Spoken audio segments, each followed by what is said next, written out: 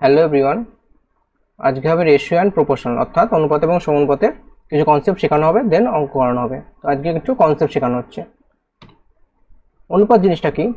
অনুপাত হচ্ছে, ধরো বললাম একটা স্কুলে অ্যাবসেন্ট রয়েছে 350 জন আর প্রেজেন্ট রয়েছে 420 জন। তাহলে অ্যাবসেন্ট এবং প্রেজেন্টের অনুপাতটা কত হবে? অনুপাত হচ্ছে দুটো ফ্র্যাকশনের লোয়েস্ট টার্ম অর্থাৎ ভগ্নাংশের লঘুতম রূপ। তাহলে ফার্স্টে আমরা ভগ্নাংশটা বার করার চেষ্টা করি। অনুপাত বাই সমানুপাত সমান কত লিখতে হবে? 350 হচ্ছে অ্যাবসেন্ট আর প্রেজেন্ট হচ্ছে কত? 420। এটাকে সিম্পলিফাই করলে কত হবে? 0 কাটলো, 7 দিয়ে কাটলে 7 6 7 5, অর্থাৎ 5/6। তাহলে অ্যাবসেন্ট আর প্রেজেন্টের ভগ্নাংশ পেলাম কত? 5/6। এইটাকে রেশিওতে লেখা যায়, অর্থাৎ অ্যাবসেন্ট ইস টু প্রেজেন্ট সমান আমরা বলতে পারবো 5:6। তো এটা হয়ে গেল অনুপাত। যেমন 60% সমান আমরা কি লিখি? 3/5। এই 3/5কে আমরা লিখতে পারি 3:5, অর্থাৎ এই 60% সমান আমরা বলতে পারবো 3:5। আবার একইভাবে 37.5%, এটা সমান কত হয়? 3/8। এই 3/8 সমান আমরা বলতে পারি 3:8, অর্থাৎ এই 37.5% সমান হচ্ছে 3:8। তো এটা গেল অনুপাতটা জিনিসটা কি, এটা বোঝানো হলো। এবার ধরো একটা সংখ্যা দেওয়া হলো, তিনটে সংখ্যা দিলাম। ধরো বললাম 280, একটা 360 আর একটা হচ্ছে 320। ঠিক আছে, তিনটে সংখ্যা থাকলো। এদের অনুপাতটা কত হবে, কীভাবে বার করতে হবে? একই পদ্ধতি। সবার ফার্স্টে আমাদের দেখতে হবে কি এদের কমন ফ্যাক্টর কি আছে। কমন ফ্যাক্টর দেখো, কমন ফ্যাক্টর মানে এমন একটা সংখ্যা যেটা দিয়ে প্রত্যেককে ভাগ করা যাবে। তো সবার আগে আমরা জিরোটা কেটে দিচ্ছি, অর্থাৎ এই শূন্য কেটে গেল। তাহলে পেলাম কত আমরা? 28, 36 আর 32। পেলাম কত? 28, 36 আর 32।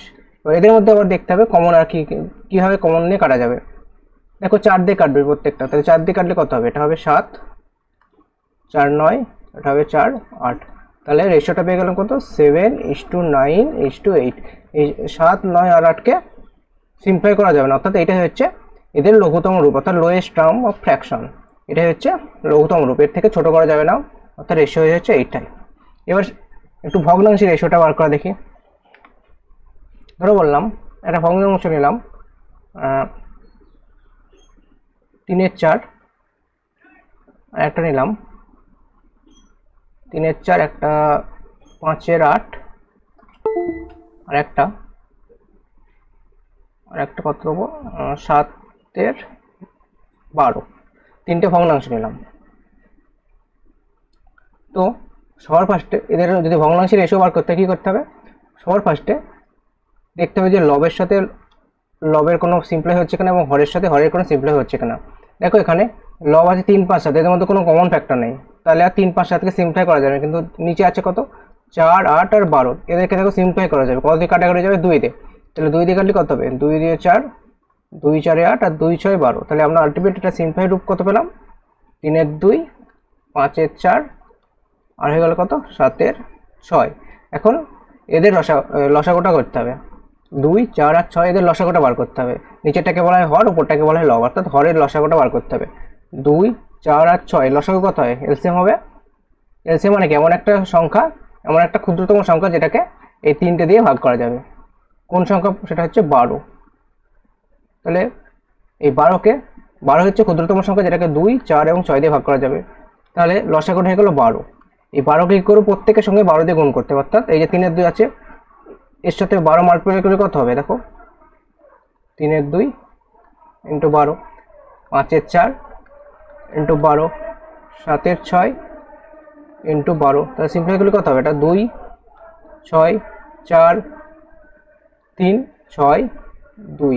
আর গুণ করে দিলে কত হবে? 3 6 18, 5 3 15, 7 2 14। তো আর কাটাকাটি করা যাবে? আর কাটাকাটি করা যাবে না, অর্থাৎ এই তিনটে ভগ্নাংশের রেশিও হয়ে যাবে কত? 18:15:14। এটা হচ্ছে ভগ্নাংশের রেশিও বার করার পদ্ধতি। ভগ্নাংশের রেশিও বার করতে হলে কী হবে? লবের সঙ্গে লব যদি সিম্পলিফাই করা যায় করে নেবো, হরের সাথে হর যদি সিম্পলিফাই করা যায় সেটাও করে নেবো। দেন হরের লসাগুটা বার করে পুরোটা পুরো যে ভগ্নাংশগুলো থাকবে তাদের সাথে গুণ করে দিতে হবে। দিলেই সিম্পলিফাই করলে আমরা রেশিওটা পেয়ে যাচ্ছি। ঠিক আছে, আর একটা উদাহরণ দিলে পুরো ক্লিয়ার হয়ে যাবে। ধরো বললাম 3-এর নয়, বললাম 1-এর 2, 3-এর ধরো বললাম 3-এর 5 আর একটা দুটোই থাকলো। এবার দুটো রেশিও বার করতে হবে, ভগ্নাংশ দুটো রেশিও বার করতে হলে কি করতে হবে? দেখো লবের সাথে লবও কাটবে না, হরের সাথে হরও কাটছে না, তাহলে কি করতে হবে? 2 আর 5-এর লসাগু।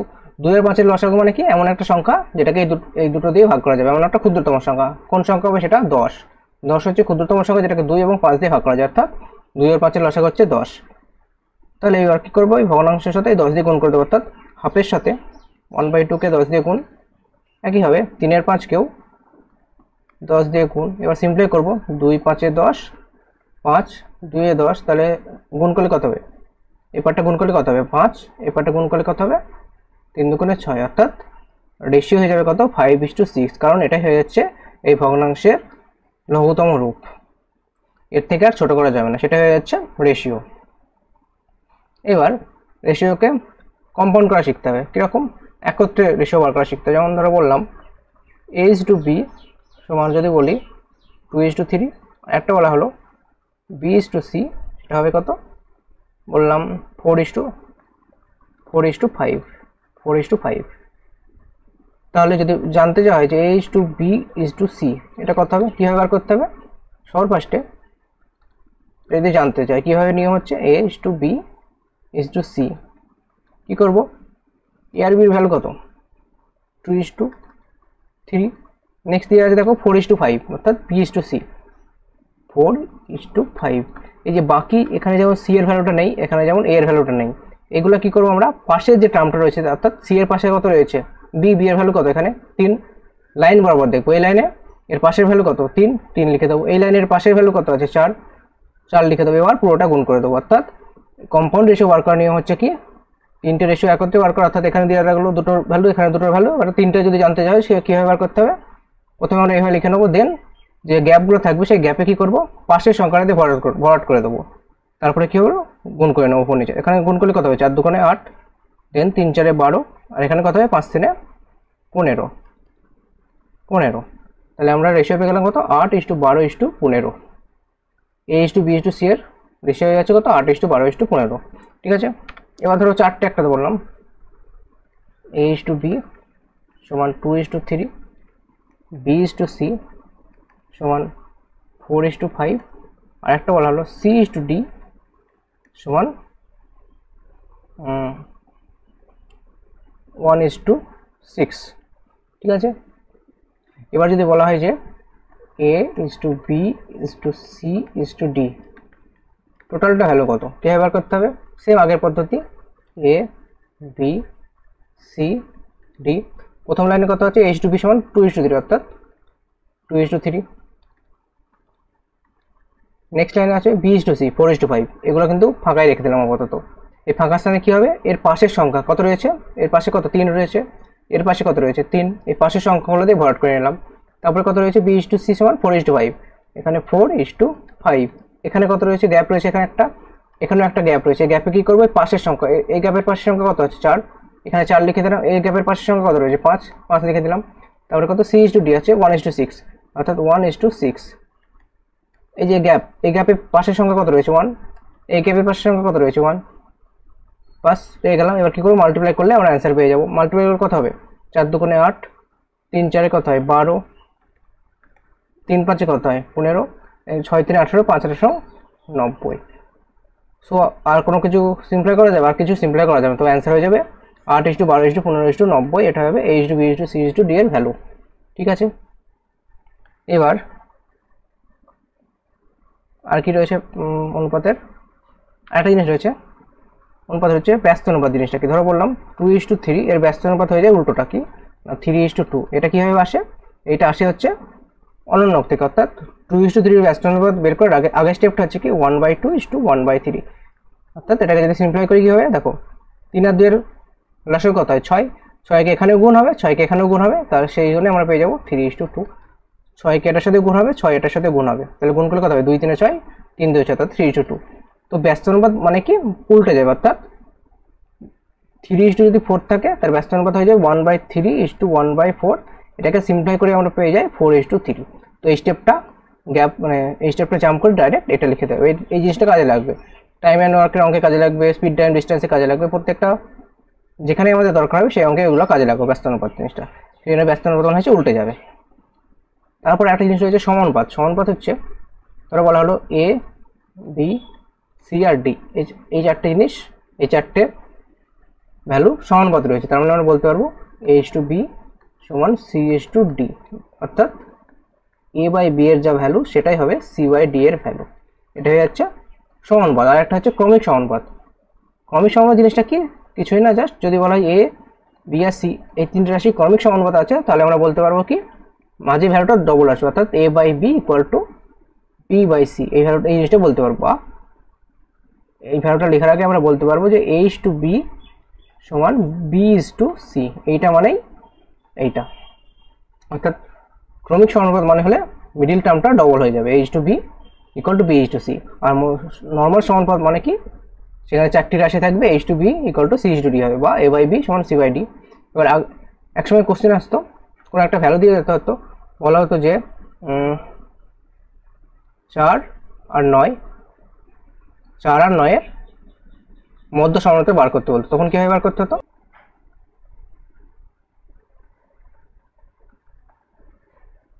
b স্কয়ার সমান কত পাচ্ছি, a × c, b স্কয়ার সমান a × c সমান b সমান √ac, b সমান কি √ac। এই যে এই ক্যালকুলেশনটা করে আমরা b সমান √ac, এখানে b হচ্ছে মধ্য সমানুপাতিক। এখানে যদি কোনো কোশ্চেনে দিত যে 4 আর 9 এর মধ্য সমানুপাত কত হবে, তখন কিভাবে করতে হতো না, মধ্য সমানুপাত মানে হয় যে √4 × 9। এটা একসময় আসতো, এখনো খুব একটা দেখা যায় না এই টাইপের কোশ্চেন, অর্থাৎ 36 এর রুট কত হয় 6। তো এই টাইপের কোশ্চেন একসময় আসতো, বাট এখন আর আসে না এই টাইপের কোশ্চেনগুলো।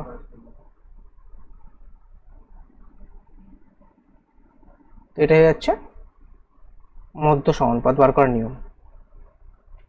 এরপরে আর কি রয়েছে, আপাতত কনসেপ্ট মোটামুটি ক্লিয়ার হয়ে গেল। এবার একটা জিনিস আছে, এটা হচ্ছে ছোট বড় বার করা। যেমন একটা ফ্র্যাকশন দেওয়া হলো 2/5, আর একটা বললাম 3/7, আর একটা বললাম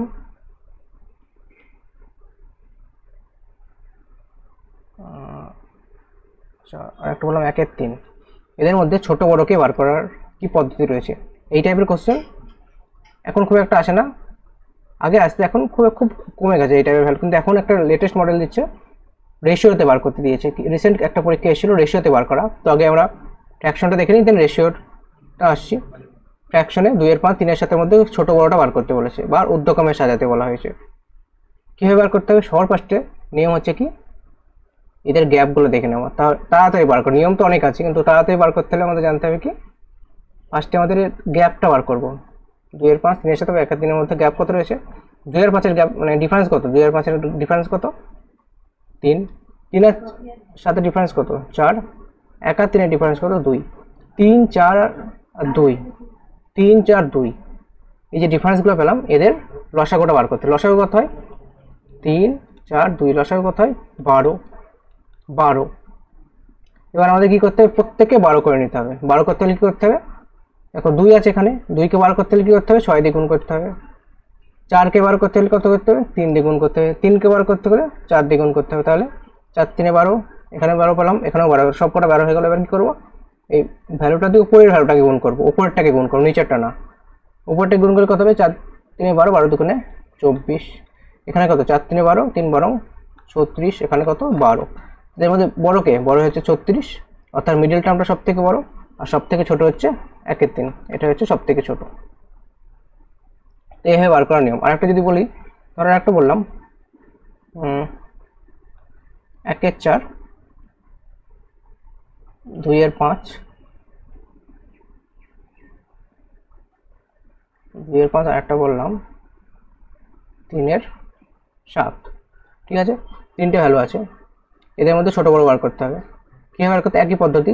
ফার্স্টে গ্যাপ দেখতে হবে, 1 আর 4 এর গ্যাপ কত 3, 2 আর 5 এর ডিফারেন্স কত 3, 3 আর 7 এর ডিফারেন্স কত 4, 3 আর 4 এদের লসাগু কোথায়, 3 আর 4 এর লসাগু হচ্ছে 12। তাহলে কী করবো, সব কটাকে 12 করে নিতে হবে, অর্থাৎ 3কে কত দিয়ে গুণ করলে 12 হয় 4 দিয়ে, এখানে 3কে কত দিয়ে গুণ করলে 12 হয় 4 দিয়ে, 4কে কত দিয়ে গুণ করলে 12 হয়? 3 দিয়ে। কি করব, এই ভ্যালুটা 4 3 12, এও 12, কি করব এইটার সাথে গুণ করব, উপরের টার্মের সাথে গুণ করে দেবো। তাহলে এখানে কত পেলাম আমরা? 4 3 কত হয়? 12, এখানে কত হয়? 4 3 12, 12 দুগুণে 24, এখানে কত আছে? 12 12 3 12 36। তাহলে 12 24 আর 36, তিনটে ভ্যালু কত হচ্ছে? 12 24 আর 36। তাহলে সব থেকে বড়কে 36 আর সব থেকে ছোটকে 12। তো সব থেকে বড় সংখ্যা 36, সব থেকে ছোট সংখ্যা হয়ে গেল 12। তার মানে একই হবে, সব থেকে ছোট হবে কত? 1 4, সব থেকে বড় হবে কত? 3 7। তো এভাবে বার করতে হয়। এবার এই টাইপের কোশ্চেন এখন একটু চেঞ্জ করে দিয়েছে, সেটা কি রেশিওতে বার করতে বলছে। একই পদ্ধতি রেশিওতে ধরো বললো যে 2:3, 3:5, একটা বলা হলো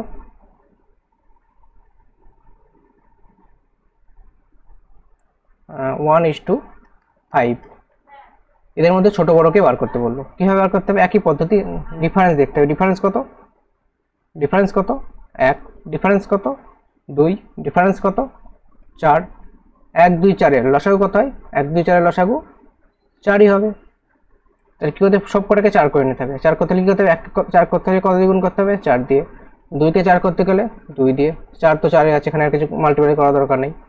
তাহলে এবার এই ভ্যালুটা কি করব? সামনেরটাকে বলা হয় পূর্বপদ, এই পূর্বপদের সাথে গুণ করব, বা প্রথম টার্মের সাথে গুণ করে দেবো। এর আগে কি করছিলাম আমরা? এর আগে উপরকার ভ্যালুটার সাথে গুণ করেছিলাম, আর এক্ষেত্রে আমরা কি করব? সামনের ভ্যালুটার সাথে গুণ করে দেবো। তাহলে কত হবে? 4 রেখে 4, 4 দুগুণে 8, এখানে কত? 2 দুগুণে 4, 4 3 12, আর এখানে 4। বড় কে এর মধ্যে 12 আর ছোট কে এর মধ্যে 4, অর্থাৎ এই রেশিওটা সব থেকে বড় হবে আর এই রেশিওটা সব থেকে ছোট হবে। এই টাইপের কোশ্চেন এখন আসছে। আগে আসতো ফ্র্যাকশনের টার্ম অনুযায়ী, এখন আর ফ্র্যাকশন না দিয়ে এই টাইপের কোশ্চেনটা একটু আপডেট করে এই টাইপের কোশ্চেন দিচ্ছে। রেশিওতে জিজ্ঞাসা করছে ছোট বড় কোনটা। তো আর কি কনসেপ্ট রয়েছে রেশিওতে? মোটামুটি রেশিওতে সবকটা কনসেপ্ট হয়ে গেল। আবার তো আর কোনো কনসেপ্ট নেই। এবার নেক্সট ক্লাস থেকে অঙ্ক স্টার্ট হবে। তো অঙ্কের মাধ্যমে যা কিছু কনসেপ্ট রয়েছে সেগুলো ক্লিয়ার হয়ে যাবে, এবং অঙ্কটা আমরা শিখে নেবো কীভাবে কোন টাইপের অঙ্ক কীভাবে করতে হবে, সব অঙ্কগুলো শেখানো হবে। আজকের মতো এখানে থাকলো, দেখা হচ্ছে নেক্সট ক্লাসে।